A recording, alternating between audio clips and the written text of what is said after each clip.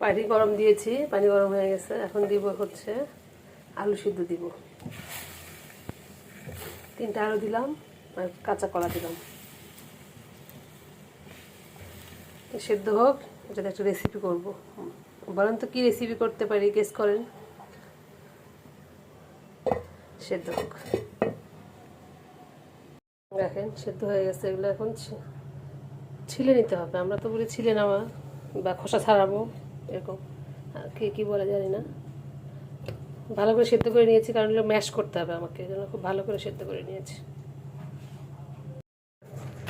এই যে আমার একটু করে নিয়েছি। এবার এটা আমি গ্রেটার দিয়ে গ্রেট করে নিতে হবে, যেন লাম্পস ইয়েগুলো সমান থাকে।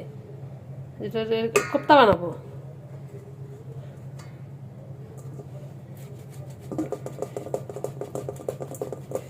এভাবে সবগুলা গ্রেট করে নিতে হবে।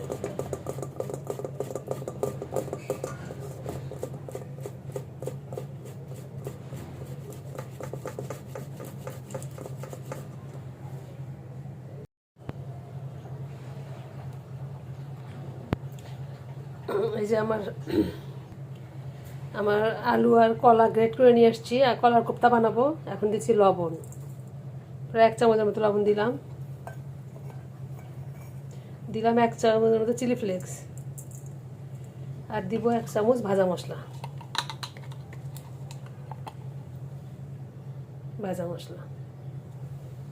এর মধ্যে অন্য কিছু দিব না আমি, কারণ এটা বাইন্ডিংয়ের বিষয় আছে, যেন রানি না হয়ে যায়। এটাকে মাখাবো, পরে আবার গ্রেভি করে রান্না করবো, যেহেতু এটাকে মাখাই ফেলি এখনই। যদি বাইন্ডিংয়ের জন্য কিছু লাগে তাহলে কর্নফ্লাওয়ার দিব। ডিম দিলে ভালো হইতো, বা ডিম দিলে তো নরম হয়ে যাবে। দেখি কেমন বাইন্ডিং হয়, তারপরে সুন্দর করে হাত দিয়ে মেখে নিতে হবে।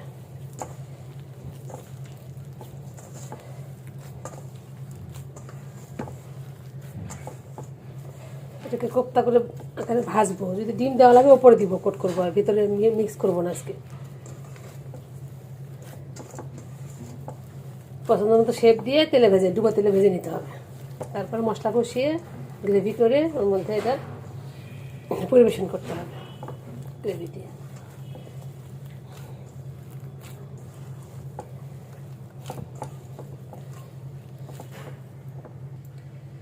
আমার মাখানো শেষ। এটা কিন্তু এমনি খেতেই মজা লাগতেছে। এমনিতে পেঁয়াজ কাঁচামরিচ দিলে অনেকগুলো হাত ধুয়ে এসে হাতে তেল লাগায় এগুলো একটু গোল গোল শেপ করতে হবে। তো কোপ্তা মানে গোল গোল শেপ। আর যদি চান যে চ্যাপটা করে করতে পারেন বড়ার মতো, আবার চাইলে কাটলেটের মতো শেপ করতে পারেন। যেহেতু আমি কোপ্তা বানাবো, বাচ্চারা কলা খেতে চায় না, ওদের কলা খাওয়ানোর জন্য এই ব্যবস্থা। ওরা যে কত কি খায় না, আমাকে অনেক কষ্ট দেয়। এগুলো বানাইতে হয়। এটা শেপ দিয়ে নিয়ে আসতেছি, হাত ধুয়ে সুন্দর করে বানিয়ে রেখেছি। ভাজে নিব।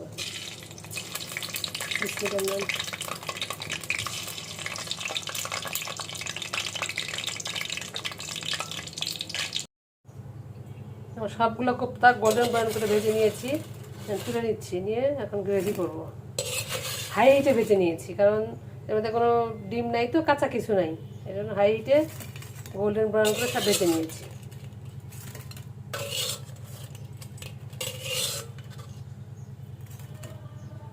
মশলা করে নিব।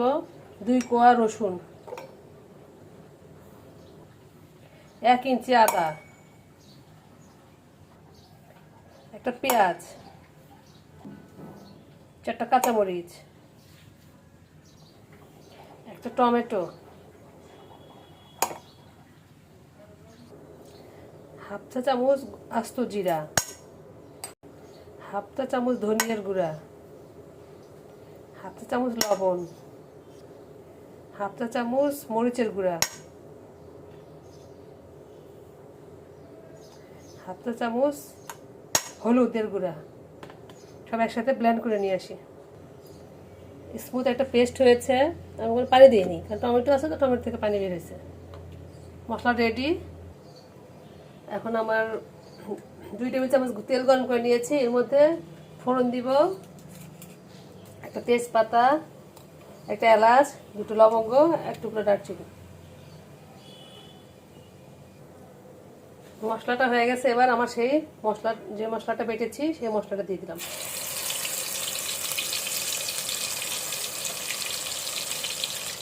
মশলাটা ভালো করে কষিয়ে নিব।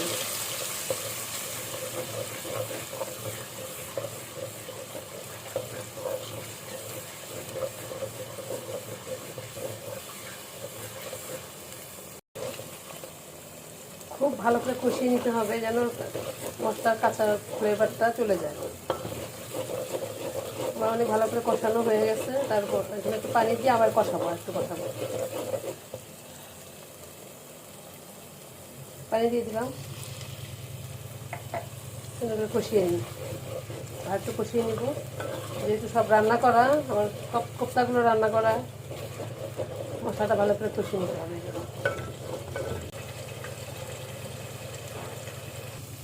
নিয়েছি 1 টেবিল চামচ টক দই, এখানে দিব হাফ চা চামচ চিনি দিয়ে ভালো করে ফেটে নিব। এটা অপশনাল, না থাকলেও কোনো সমস্যা নেই, দিবেন না। যেহেতু টক দই আর টমেটো আছে, টক লাগবে, এই জন্য একটু হালকা একটু চিনি দিয়েছি ব্যালেন্স হওয়ার জন্য। টক দইটা ভালো করে ফেটে নিতে হবে। এখন এই ফেটানো টক দইটা দিয়ে দিলাম, সবটুকুই দিয়ে দিই। যদি টক দই ঘরে না থাকে কোনো সমস্যা নেই, না দিলেও হবে। দইটা মিশিয়ে নেই।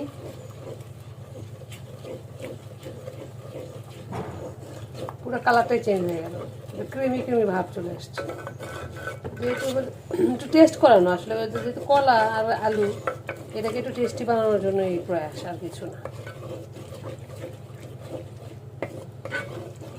কষানো হলে একবারে ঝোল দিয়ে দিব, ঝোলটা ফুটে উঠলে ভর্তা দিয়ে দিব।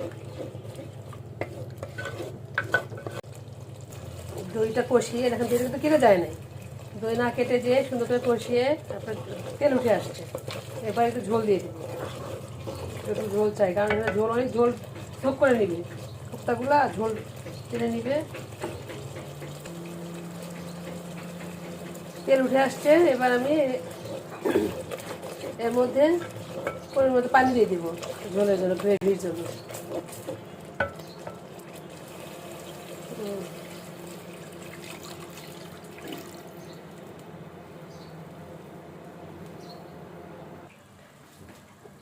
আমি গ্রেভির জন্য ঝোল দিয়ে দিয়েছি, এখন এটাকে ঢেকে বলক তুলব।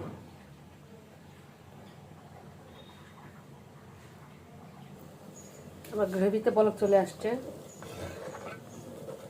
কারণ কি আপনার কোপ্তাগুলো কিন্তু অনেক মানে গ্রেভি শক করে ফেলবে, এই জন্য বেশি ঘন করা যাবে না। লবণ টবণ দেখে দিতে হবে।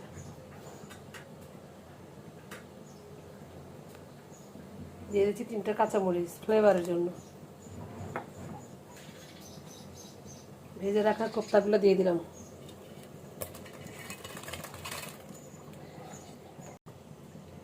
দিয়ে দিলাম একটু কাসুরি মেথি, ধনিয়া দিলেও হবে, ধনিয়া আমার কাছে নাই, আমি কাসুরি মেথি দিচ্ছি। মেথি শাকের শুকনো পাতা।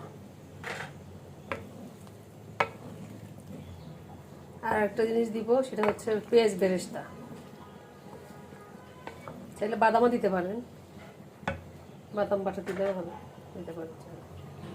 এই ঝোল অর্ধেক খেয়ে ফেলবো। এখন দিয়ে দিব খানিকটা পেঁয়াজ বেরেস্তা।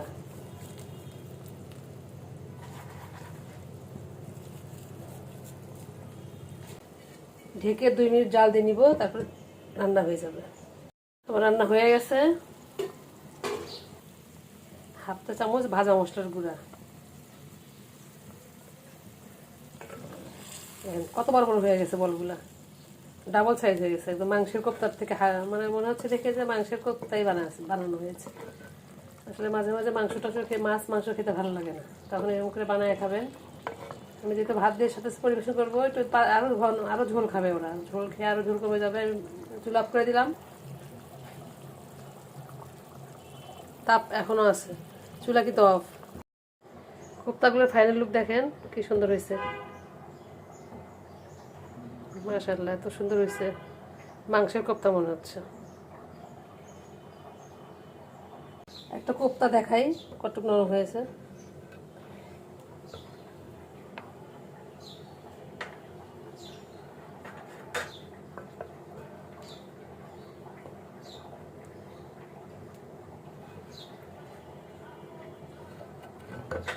দেখেন, বুঝছেন?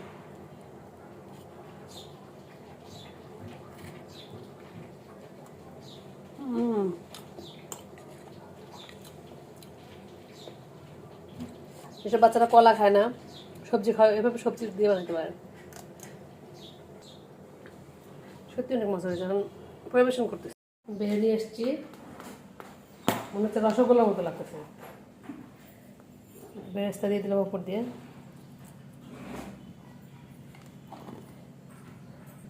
দিয়ে দিলাম একটু কাসুরি মেথি দিয়ে দিলাম অল্প করে, আর দিয়ে দিলাম একটু গরম মশলার গুঁড়া। দেখ, এভাবে বানাই খাবেন, বাচ্চাদের জন্য বানাই দিবেন। আশা করি সবাই ভালো আছেন, ভালো থাকবেন। আল্লাহ হাফেজ। সবাই রোজায় ভালো থাকবেন, এই দোয়াই রইল।